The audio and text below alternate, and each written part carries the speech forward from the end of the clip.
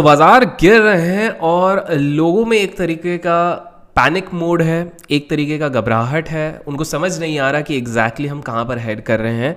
तो आज की इस वीडियो में हम उसी के बारे में चर्चा करेंगे, संक्षेप में जानेंगे कि एग्जैक्टली बाजार जा किधर रहा है और what could be the possible outcome.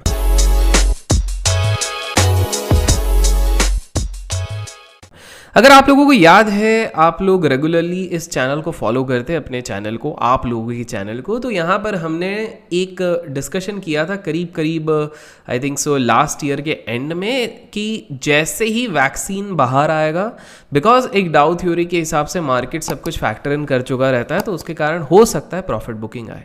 And हम जो लास्ट कुछ दिनों से देख रहे हैं, जो 15,200 के बाद से हम देख रहे हैं, वो एक तरीके का अगर हम कह सकते हैं तो ये एक तरीके की प्रॉफिट बुकिंग हो रही है। ये कोई अनहेल्दी प्रॉफिट बुकिंग नहीं, एक हेल्दी प्रॉफिट बुकिंग है। ऑफ कोर्स यहाँ पे काफ़ी सारे फैक्टर्स मैटर कर रहे हैं। फॉर एग्जांपल, जो अभी का जो फॉल है, जो स्पेसिफिकली आज का जो आपने फॉल देखा है, उसका प्राइम रीजन है भारत में बढ़ते कोविड केसेस। अब आप बोलेंगे कोविड केसेस तो पहले भी बढ़ रहे थे, लेकिन पहले हमने कोई बेंचमार्क टच नहीं किया था। As of now while I am speaking, हम सेकंड हाईएस्ट नंबर रिकॉर्ड कर चुके हैं। काफ़ी अजीब तरीके के रिकॉर्ड्स हम बना रहे हैं इन टर्म्स ऑफ कोविड। दूसरी चीज़ है, गवर्नमेंट ने ये देख के कि जिस तरह के कोविड केसेस हमारे देश में बढ़ रहे हैं, तो जो वैक्सीन का एक्सपोर्ट था उस पर रोक लगाने का उनने निर्णय लिया है, सो दैट हमारी जनसंख्या को प्रॉपर अमाउंट से मिल सके।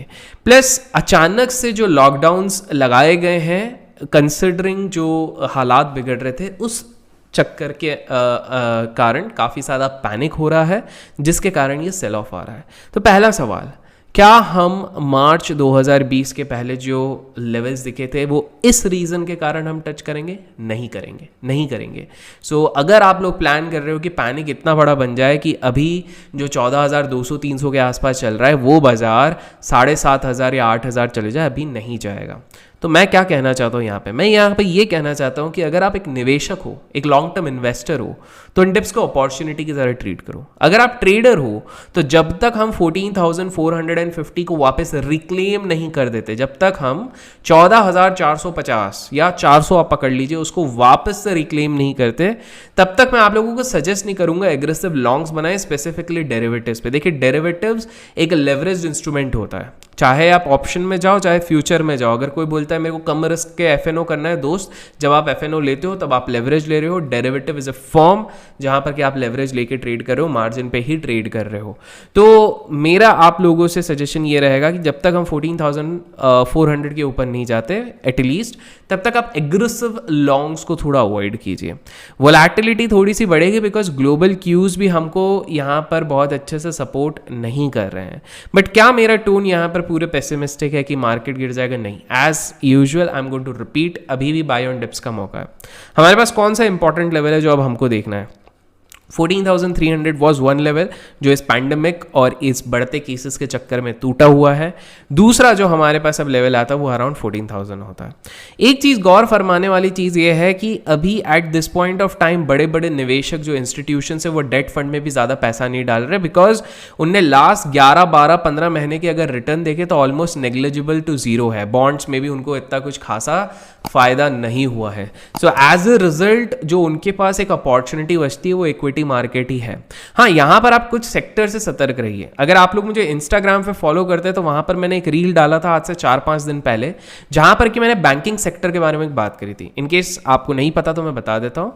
एक रिपोर्ट आई थी आरबीआई की, जिसके हिसाब से करीब 3.12 लाख करोड़ ड्यू है स्मॉल एंड मीडियम एंटरप्राइजेस को, जिसपे कि डिफॉल्ट होने की काफ़ी संभावनाएं हैं। आरबीआई ये मान के चल रही थी कि यहाँ से सारी रिकवरी हो जाएगी, बैंक्स एटलीस्ट काफ़ी अच्छे तरीके से रिकवरी करेंगे, जिसमें से करीब 40,000 करोड़ जो है hospitality, that is hotels and food related areas में। तो आरबीआई का ये मानना था कि बिकॉज ये पेंडेमिक का सेकंड वेव आ गया, ये 4-5 दिन पहले की बात है, मैंने एक रील भी बना के डाला था इंस्टाग्राम पे। सो उधर मैंने मेंशन किया था कि अगर ये चीज़ जल्दी सॉर्ट नहीं होती है तो यहाँ पे डिफॉल्ट होने के चांसेस है। As a result banking companies और एनबीएफसीज को थोड़ा सा हीट सहना पड़ेगा, और वही रिजल्ट आप देख सकते हो at this point of time. अगर आप निफ्टी और बैंक निफ्टी में कंपैरिजन करोगे तो जो बैंक निफ्टी ने गैप बनाया था उसके ऑलमोस्ट क्लोज पहुंच गया है, उसको फिल करने तक पहुंच गया है, जो उसने आज से 2-1 महीने पहले बनाया था, बट निफ्टी अभी भी थोड़ा डिस्टेंस पे है। तो अगर आप मुझसे पूछते हो स्ट्रेंथ किस में ज़्यादा है, तो स्ट्रेंथ निफ्टी में ज़्यादा रहेगी as compared to bank Nifty, because financials में थोड़ी सी वीकनेस परसिस्ट कर सकती है। दूसरी चीज़ है, जो स्टॉक्स जो सबसे ज़्यादा बज़ कर रहे हैं on social media, on media, जिनके बारे में हर कोई बात कर रहा है, मेरा आपसे रिक्वेस्ट होगा उन पे आप इन्वेस्ट मत करो, आप क्वालिटी पिक्स को लेने की कोशिश करो। और जैसे कि मैंने कहा था कि मैं बहुत जल्द एक लिस्ट डालने वाला हूं कि कौन से शेयर्स में इन्वेस्ट ना करें, वो मैं बहुत जल्द इस वीडियो लाने वाला हूं। अभी आपको क्या करना चाहिए, अगर आप लॉन्ग टर्म इन्वेस्टर हो पैनिक करने की जरूरत नहीं है। अगर आप शॉर्ट टर्म इन्वेस्टर हो तो भी अभी जब तक 14,000 सिक्योर्ड है, इनफैक्ट जब तक 13,900 और 800 का लेवल सिक्योर्ड है, तब तक आपको पैनिक नहीं करना है। ये बाई ऑन डिप्स अपॉर्चुनिटी बन रही है। हाँ, अगर 13,800 टूटता है तो लॉन्ग टर्म होल्डर्स को अभी भी अपॉर्चुनिटी मिलेगी, शॉर्ट टर्म वालों को वहां से अपनी पोजीशंस काट के निकलना चाहिए। डेरिवेटिव्स वालों को जैसे मैंने बताया वीडियो के स्टार्टिंग में, 14,400 के ऊपर जब तक हम वापस रिक्लेम नहीं करते तब तक अपने एग्रेसिव लॉन्ग्स ना बनाओ। एक कॉशन पॉइंट देना चाहूंगा टू व्हीलर ऑटोमोबाइल कंपनी से रिलेटेड, स्पेसिफिक नाम नहीं लूंगा, लेकिन टू व्हीलर कंपनीज के सेल्स में ड्रॉप देखा गया है। इसका रीजन 2-4 है। पहले तो क्रूड जो हमारा फ्यूल है उसके बढ़ते दाम, दैट इज वन।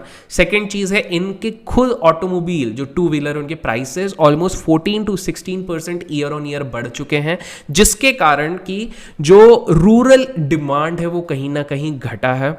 ये लोग उम्मीद कर रहे थे कि पैंडेमिक के बाद टू व्हीलर्स के सेल्स थोड़े बढ़ जाएंगे, बिकॉज पीपल वुड प्रेफर एक थोड़ा सा आइसोलेशन और अपनी खुद की गाड़ी, but because of the rising expense and because लोगों की आमदनी थोड़ी कम हो गई है, प्लस फ्यूल का दाम बढ़ गया है, इसके चक्कर में इनके रेवेन्यूज इफेक्ट हो रहे हैं। तो दोस्तों, टू व्हीलर जो ऑटोमोबाइल कंपनीज है, अगर वहां पर आप शॉर्ट टर्म सौदा बनाना चाहते हो तो थोड़ा सा वहां पे सतर्क रहो, और बैंकिंग और फाइनेंशियल्स में हल्का सा सतर्क रहिए।